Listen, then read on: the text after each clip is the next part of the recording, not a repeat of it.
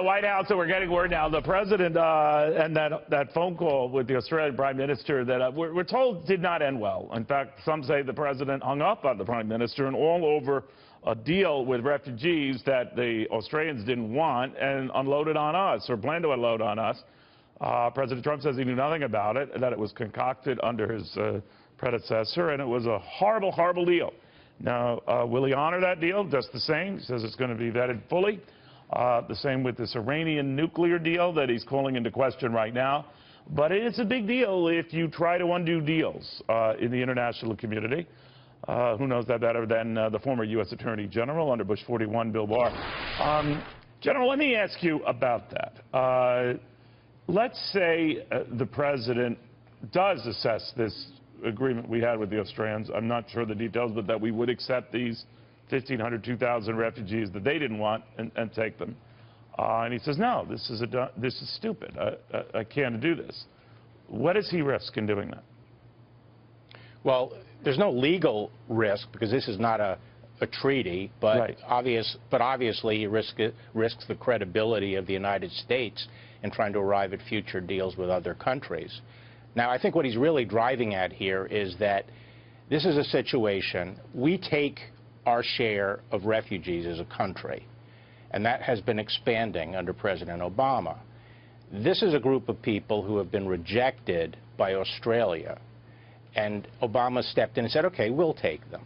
And if that, does that mean that from now on, countries that don't take refugees, the United States is going to step in and take those refugees? Or is this just a one-shot deal that we negotiated with Australia? And I think what the president is trying to do is lay down a marker that this is not going to be our modus operandi moving forward. We're not going to come in as the people who sort of sweep up and take all the refugees that other countries are not willing to take. Now, he apparently claims that he didn't know about this deal. I'm hearing from other sources that he did, or that his administration was apprised of it, and that it would be a subject that would come up in the phone call. Again, sir, I don't know the truth.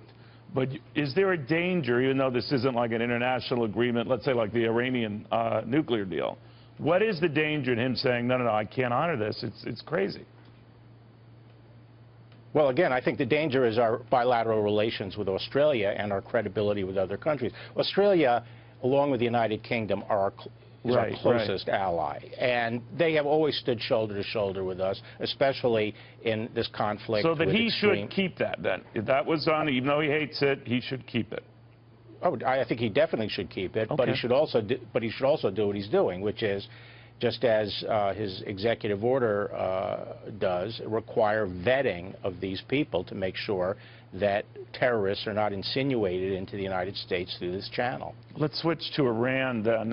Now that was an agreement between our countries, and even the most conservative of senators have been telling me there is a danger with just nullifying that. What would be the danger?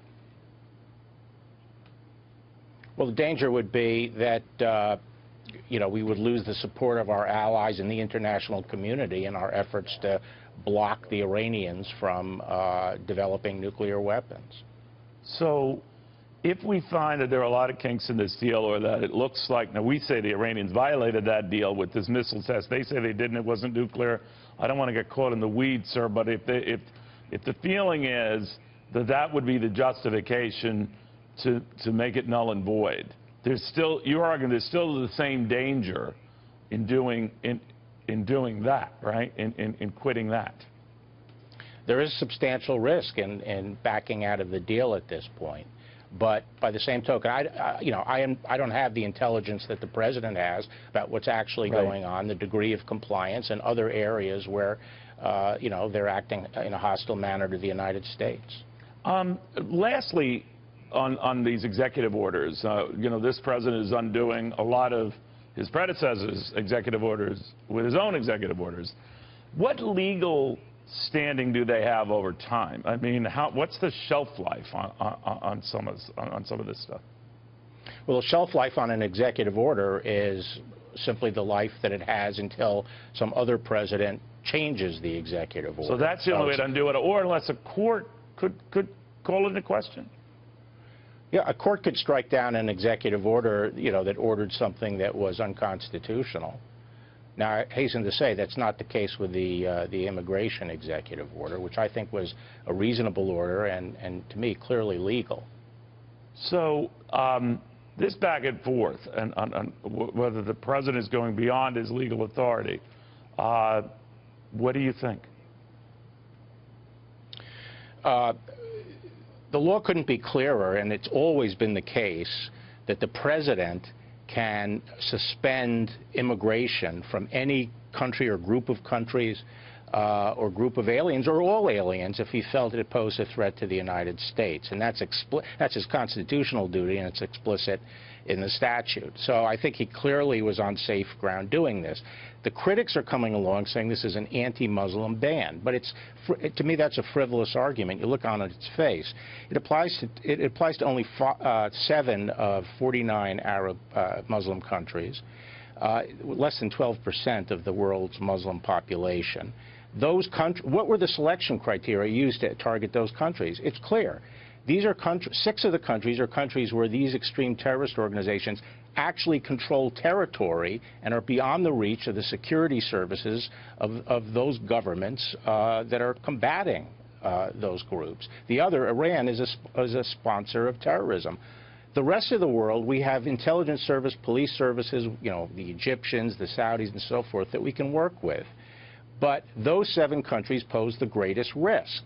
And he has suspended immigration from those countries until we can set up a program, a vetting program, to ensure that people who are not terrorists are coming into the United States. And this is done in the face of specific intelligence that is exactly the objective of these terrorist organizations, to insinuate terrorists into the United States so that our streets become like Belgium and Germany under domestic siege. And he's trying to prevent that, and I think it's a reasonable step.